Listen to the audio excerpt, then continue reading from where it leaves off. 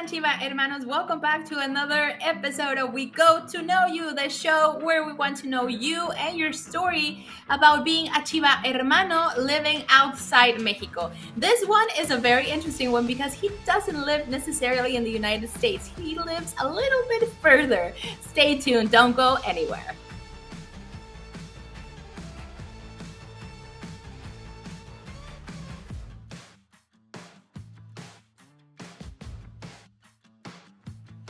Hi everybody, welcome back. And as I mentioned before, we have a very exciting episode because this time we don't have a ChivaHermano from the United States. He lives a little bit further than that. And I'm going to let him introduce himself. Víctor, hi, welcome to We Go to Know You. Hi. Hello, hi Gabby, how are you?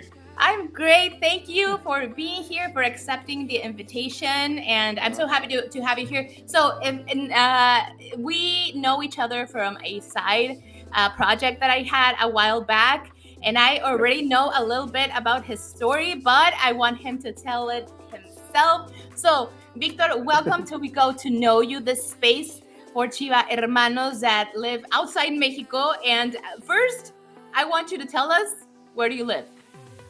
Hi, I live in the other side of the world. I live in Australia. Yeah. Quite far, a bit far.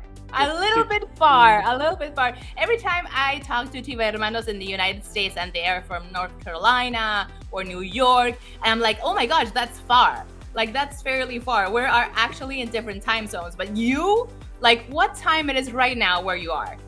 For me, it's almost 1 p.m. of Friday. And for Friday. you, I think it's Thursday night, yeah.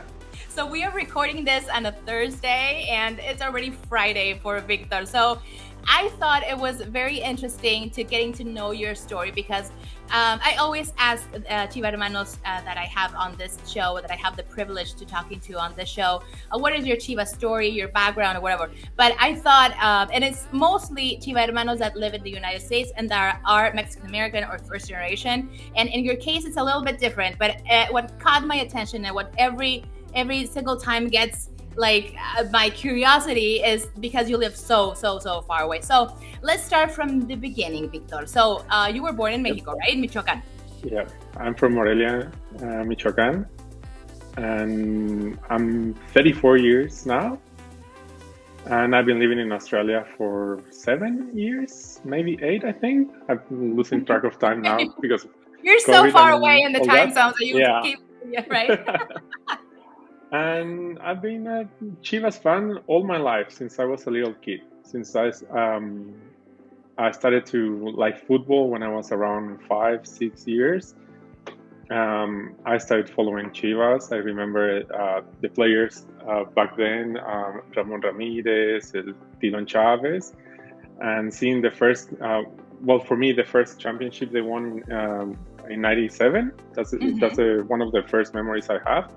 So I think that's when my love affair started with Chivas back then. Right. But No, go ahead. Sorry. But I used to get bored watching. I didn't follow many games. I was a little kid. I was more into playing and pretending to be Ramon Ramirez and things like that. And I think I was like around 7 years back then. But probably when I was 9, 10, 11, and I started playing. And I find my position, which turned to be goalkeeper. Apparently, I wasn't good for attacking. So I started playing goalkeeper, and then I started to get involved with the team more and more. And that's when I started to follow and watching every single game every week and learning all the players' name. And when I started to admire and have like my referentes, like Osvaldo Sanchez and Ramon Morales, so that's probably the team that I fell in love the most, I think. Mm-hmm. So the incredible generation of Chivas back then, right? The champions and the icons that we have right now, the idols that we have right now. So you started playing, and that is when you were aware that you were a soccer fan and that you loved Chivas. So what is your first memory? Like, you already talked about certain players, but what is like your first memory? That a '97 championship maybe? Yeah, definitely. Yeah, it was around 7 years back then. and I remember liking that team and following them. Mostly because it was in the news. My dad likes football, but he supports. Well, he used to support Morelia, which doesn't exist anymore. But but yeah, that's when I started to like Chivas, to get to know the team, and I eventually fell in love with it. Right. So we're going to get a little bit later on the Australia story, but I mean, you lived mostly of your life in Mexico. So have you ever been to Estadio Jalisco? Have you been to Estadio Akron? What is your experience on that? Yes. Back when I used to live in my teens in Mexico, I used to see Chivas, if I was lucky, once a year when they visited Morelia. So they usually used to go only once a year. If they play in the playoffs, maybe I'll see them more than once. But for me, it was a bit difficult to go to Guadalajara. But when I was around, 20 something, that's when they, well, actually, I was in the opening for Estadio Akron there. You were and it was that the game? first time. Yeah, I was in that game. It was like my first game in Guadalajara. And since then, I've been a few times. Last time I was there was 4 years ago, just before COVID. That was in holidays in Mexico. So yeah, I've been to Akron a few times, and I've been to the stadium a few times. And now that now when I visit Mexico, I try to go at least once or twice to Guadalajara to see the team, and if I can, maybe take my nephew or someone from my family with me, so they can join. And sometimes I go alone. Like, I don't have a problem with that. Sometimes I just go by myself. Awesome. And I guess it's not easy for you to come to Mexico that often, right? Nah, it's quite expensive to go there. I bet it's quite expensive. Yeah, and now that I've been here in Australia for 8 years, it's weird because the first years I just wanted to know Australia, so I wasn't interested in going back to Mexico like straight away. So my first years here was knowing Australia, traveling in Australia, maybe even travel to other places that I will find it difficult. Like I went to India and Thailand and do other things. And after probably 4 years or 3 years in Australia, that's when I said like, oh, it's time to go back. And I've been to Mexico a couple of times for holidays, but then COVID happened. So we were locked down in Australia and I couldn't leave Australia. And then we were here for a couple of years, lockdown. Now the borders are open, but the plane tickets, they're just unreal, the prices. Now it's getting more affordable, and I'm planning to visit Mexico this year, actually. But yeah, it's been a few years since the last time I went. Yeah, basically just before COVID, actually. I bet if it's not a pandemic, it's because it's super expensive and because it's super far away. Like, I've never been to Australia, and that's on my bucket list. But I bet. I mean, I think the farthest country I've ever been is in Qatar, and that was like very far away. But I think Australia is like farther away even. So it's crazy. Really? How long it took you to get to Qatar? It was, well, the first flight was from Mexico City to Rio de Janeiro. Okay. And that was 9 hours. And then from Brazil, it was to Qatar, it was 13 hours. Yes, it's a long probably trip. around the same time. For Australia, for me, it's from Morelia, take the bus to Mexico City, which is 4 hours. Yeah. Then a flight to either straight to California or sometimes Houston, and then California, which is like another 4 hours. And then from California to Sydney, it's around 14 hours. So, but then you have all these stops and layovers, and you need to allow like this extra time between flights. So all in all, sometimes it's like 30-hour trip. Oh my gosh. And then you get there and it's like 2 days later, right? It's crazy. Yes. Yes. I leave Mexico one day. I arrived to Australia 3 days later with a completely different time zone. It's like I want to sleep, but all evening I woke up 2 a.m. It's crazy. Jet lag must be incredible, right? It's worth it. I know, it's absolutely worth it. So, okay, going back 8 years ago, how did you came up with the decision of leaving Mexico and going to Australia? I always wanted to live abroad. I like animals, so I studied veterinary medicine in Mexico, and then I came to Australia to do a master in conservation biology because I'm interested in wildlife fauna. And I also always wanted to go like the farthest way possible, so just found And you Australia, did. and here I am 8 years later, still in Australia. I already finished my master's, and I stay here. I'm living here. Hopefully, I can get my PR. If not, I'll probably just go back to Mexico, or sometimes have this fleeting thought in my mind about selling everything and just start like backpacking and traveling for a few years and then going back to Mexico. But Australia has been so kind to me, and it allows me to do like different things. Like I was telling you before, when I was in Mexico, I couldn't afford probably to do a travel from Morelia to Guadalajara or by myself, and my mom wouldn't come with me. And now that I'm living here, working here, and making my money, and actually I can go back, and now I can share this passion with my family. Mm-hmm. So that's probably one of the best things for me, like when I go back to Mexico, sharing with my family, taking my nephews to the stadium, to Akron, and the fact that now I can afford this, that now I can afford my jerseys that I want and all this. So yeah, it's really has given me so many opportunities, and also hopefully it can allow me to save money for the next World Cup. Like, oh my God, I know. Everybody's trying to save money to go to the World Cup in 2026 because Mexico, Canada, United States is going to be crazy, the traveling, but absolutely worth it. I'm pretty sure it's going to be absolutely worth it. I hope I can see you there. That's my plan too. I hope I'm going to my second World Cup, so I'm very excited about that. What is like? I want to know more about your Chivas story. So back then, when we were talking in the other project, you told us about this team that plays where you live and where Ulises Davila played, right? Yeah. So he used to play. Yeah. So one of the things that keeps me connected to Mexico, it's probably football and Chivas and meeting other football fans. So when the pandemic happened here and we couldn't leave the country and we couldn't, Australia was really, really strict with the measures they took during the pandemic.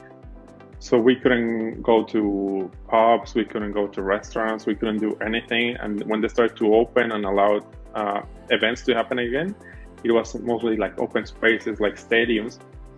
So after a year and a half or 2 years of being in lockdown and stuck in our houses, everyone wanted to do something.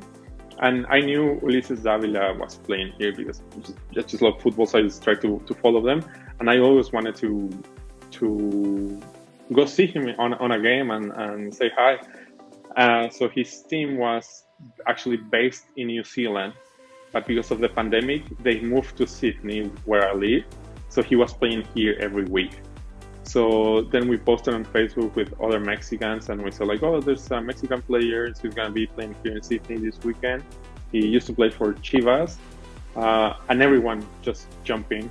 So out of nowhere, because everyone was bored in their houses, so suddenly we had like 60 Mexicans in one game, which we didn't expect. And then it made it to the news. And then for the next game, we had like 100 Mexicans. And then for the next game, we had like 150. And the stadium where Ulises was playing, was just on the coast. Like you could literally see the beach from the stadium. Mm-hmm. And it had like beautiful sunsets, and they have like this barbecue area. So it was really cool because we were making the trip because we couldn't do anything else. So everyone was going there. We had our speakers. We had all these barbecue areas playing Mexican music. Yeah, it's just it was perfect. And so it was really cool after the pandemic, connecting with Mexicans and other people who also live in Australia that I didn't know. Like I had been living in Australia for a few years now, and I only knew a couple of Latinos, a couple of Mexicans.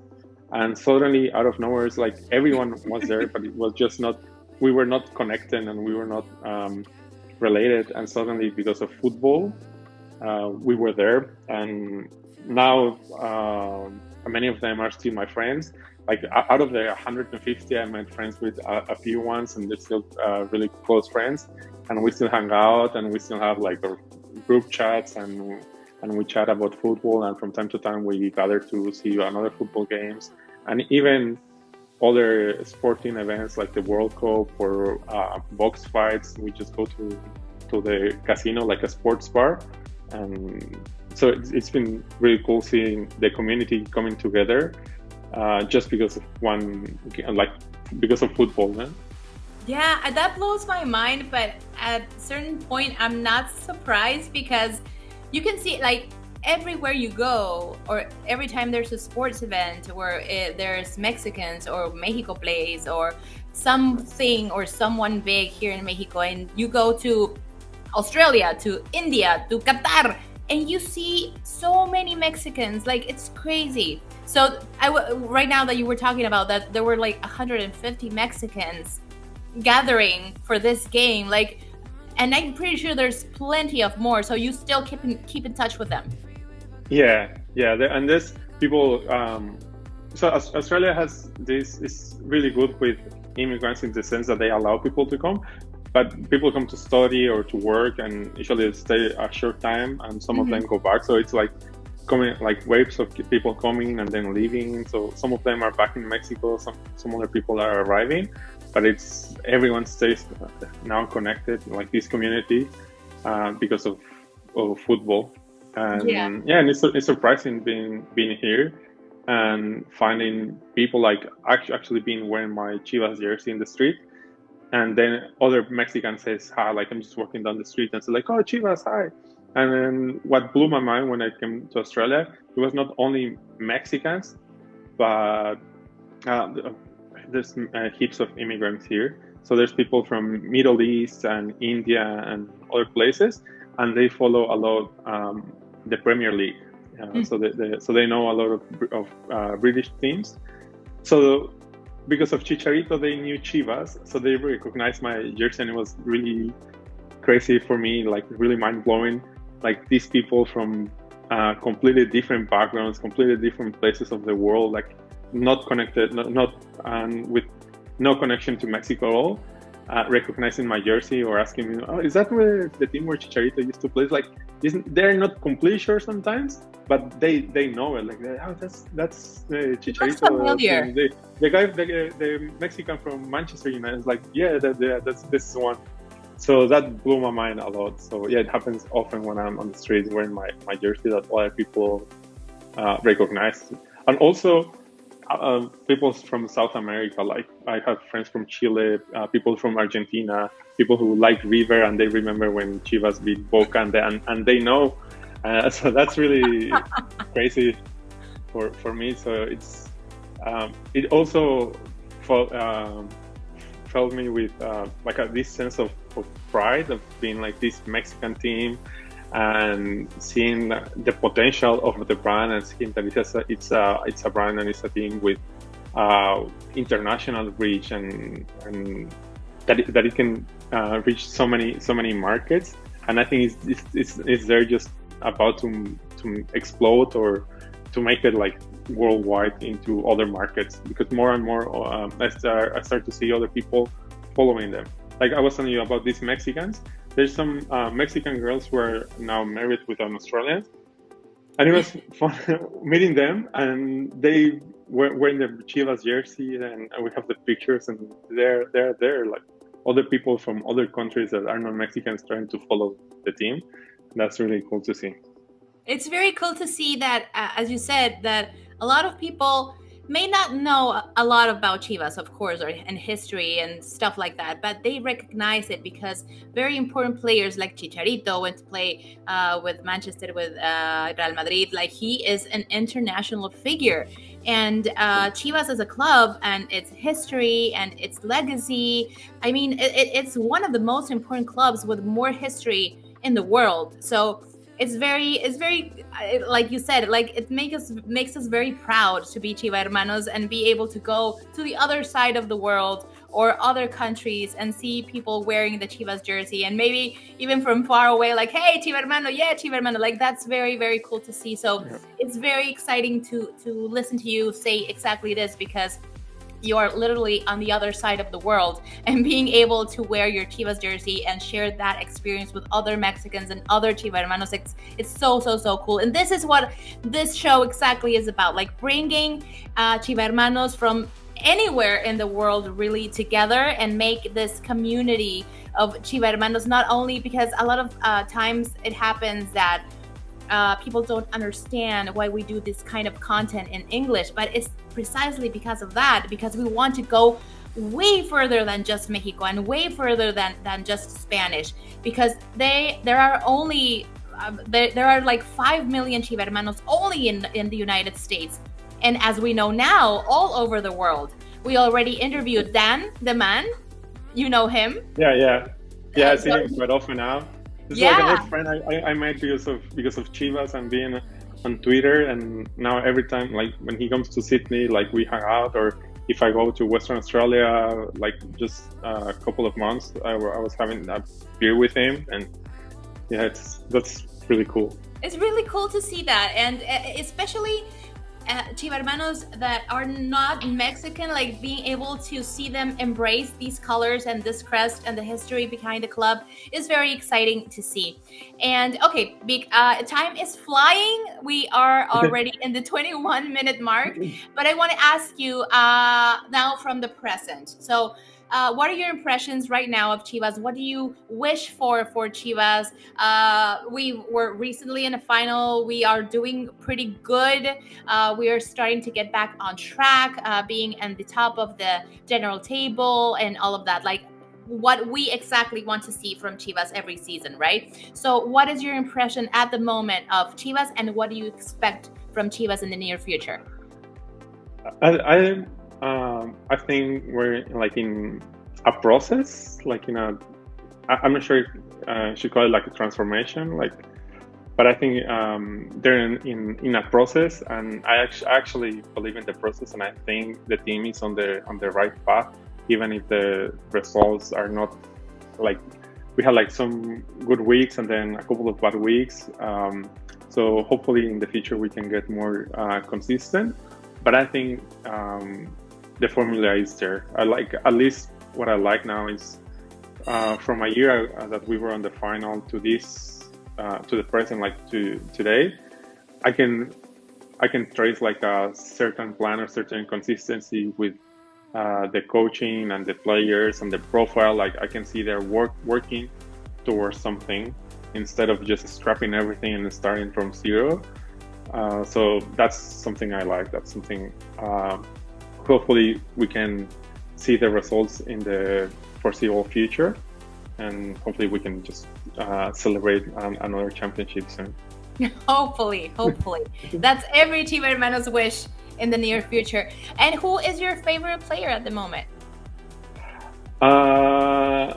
That's a tricky question, because when I was thinking, like, my favorite player from all the time is Osvaldo Sanchez. Mm-hmm.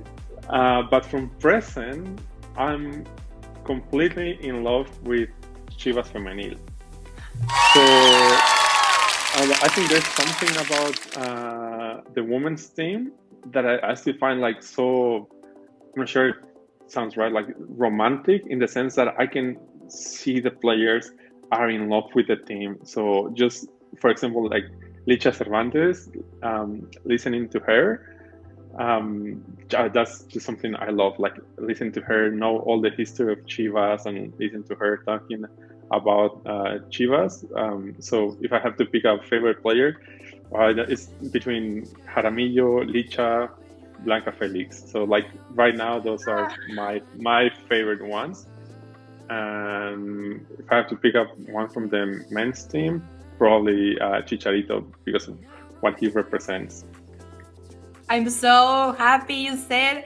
I'm so happy you mentioned Chivas Femenil, because we always like talk like Chivas as a general, And I loved your answer, and I completely agree with you. Chivas Femenil is in a very stellar position at the moment. 2 times champion of Liga MX Femenil. The Liga is fairly new, and they are a very solid and strong team. And I enjoy very much watching them every single week. And yeah, there's like a lot of players that are already icons and staples in Chivas Femenil and canteranas rojiblancas, right? Like players that were formed inside the Chivas institution from a very young age. And it's very exciting to see these very young players like Dana Sandoval. I don't know if you watched the last game, that she scored 2 goals, and she's 16. She's 16. It's crazy and very impressive to see, and I'm so happy. You just made my day, because I was expecting something like other player, I don't know, but you mentioning Chivas Femenil, I completely agree, and it's another way to fall in love all over again with Chivas, right? To know that there's a women's league and they're doing their thing, and it's, even though it's the same franchise and it's the same institution, like you can see the drive and the motivation that they have and how they speak very highly of Chivas, right? Yeah, that's definitely. During the pandemic, the only thing I was doing was watching Chivas and Chivas Femenil, and I was watching every single game. Right now, because we're back to normal and the time difference is a bit more complicated, but I try to watch when I can, or at least I watch the highlights. But yeah, just watching them and following them, it's been great. Like I remember when they won the last championship, and like a couple of weeks after they won the Campeón de Campeones, against Monterrey. That was magical, and seeing all those players and listening all the stories from all the players. I remember I was at work, but I left work, like I was outside and I was on my phone watching the final. And when they were crying, like when they were celebrating and telling their story, I wanted to cry. I was there. I was like borderline crying. So yeah, it's like a beautiful way to fall in love. And yeah, that probably are now like my favorite players right now, because of the way they represent the crest and the team, and the way they spoke, and the way they know where they're standing, and the team they represent. And more people should follow. I still haven't watched them live, but that's one of my goals next time I'm in Mexico, hopefully later this year. Of course, I want to go see Chivas, and I want to go and see Chivas Femenil. You should. You definitely should. So you made me so happy with that last answer. So happy. But it's time to start closing and wrapping this amazing and incredible show with you, Víctor. And finally, I would like to ask you if you want to say something to all the ChivaHermanos in Mexico and outside Mexico.